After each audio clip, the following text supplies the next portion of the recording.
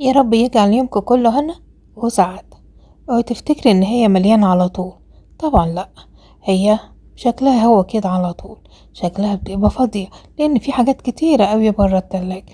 ولو لاحظنا ان في حاجات بسيطة دلوقتي احطها في التلاجة، والحاجات دي ممكن اطلع منها وجبة واتنين وتلاتة ويمكن اكتر كمان. المهم نكون راضيين، واهم من كل ده ما عنديش حاجة اسمها منظمات احطها فيها. انا بحطهم بنفس الكيسة اللي أنا جايباها معاها. هي كيلو ولا اتنين وما بيقعدش معانا حتى الأسبوع بحاله، فليه المنظمات وأقعد أغسل وأحط وأشيل؟ وبعدين مين فينا عياله هتستعمل الحاجات اللي في المنظمات دي؟ أنا ما افتكرش إن ابني ولا بنتي هتطلع خيارة ولا طماطمية ولا واحدة فلفل. ده الحاجات دي أنا بس اللي بستعملها علشانهم طبعا. لكن ما افتكرش إن في حد بيفتح التلاجة عاوز يعمل حاجة. معظم الحاجات بره التلاجة، اللي عايز بقى يحمر بطاطس ولا اللي عايز نعمل له بانيه ولا اللي عايز نعمل له اي حاجه، هما ملهمش دعوه بالتلاجة. او بمعنى اصح ان التلاجة دلوقتي ما ينفعش ان انا املاها لهم باكتر من كده. مش عشان ما فيش فلوس، لا، الخير موجود، بس هي فعلا بتبقى في بيوتنا معظمها كده، بيبقى فيها حاجات بسيطة قوي. واوعي يغرك الحاجات اللي انت بتشوفيها عند الناس التانية، ملناش دعوة بيها خالص. المهم يكون انا عندي رضا وعندي كمان حب واحترام لحاجتي، هو ده اللي هيخليني اقبلها، اذا كان فيها حتة جبنة ولا حتة الليمونة اللي انا حطيتها دي. المهم يكون عندي فعلا الرضا.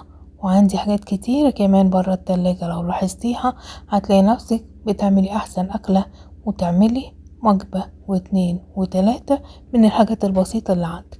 وياريت بلاش المنظمات في التلاجة، أنا شخصيا ما بحبهاش. هي كيسة كده تيجي نخلص اللي فيها نرميها ونجيب غيرها. ليه بقى أنا أقعد أغسل في منظمات؟ ما بغسلش منظمات خالص. نص الحاجات اللي جوه دي ما يغركيش ان هي بسيطة، تهيألي الحاجات دي حلوة، اقدر اعمل منها اكتر من وجبة. المهم ان انا اعرف اتصرف كويس اوي، واقدر اطلع من التلاجة الفاضية اللي قدامكم دي احسن اكلة. وزي ما قلنا هطلع اكتر من اكلة كمان. وكمان اهم حاجة ان اسيبها نضيفة على طول، ما فيهاش بقى كراكيب ولا فيها العيال تتوه جواها.